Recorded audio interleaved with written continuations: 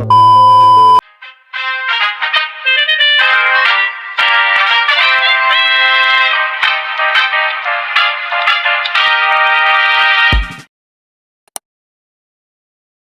mga ka-Bergox! Pinapakita ng vlog na ito kung paano maipapakita ang malasakit sa mga hayop sa simpleng paraan. Pagpapakain. Kunting pagkain at malinis na tubig. Malaking tulong na to para sa mga hayop. Malinis na paligid. Mas healthy at mas safe ang mga alaga.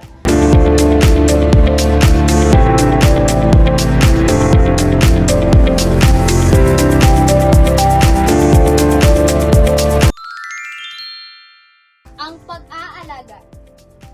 Ang oras at lambing ay malasakit para sa mga hayop. Stray animal. Kahit stray, deserve pa rin nila ng tulong at pagmamalasakit.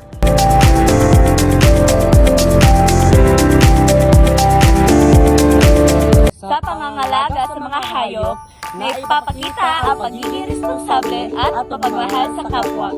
Bye mga Virgo! I love you!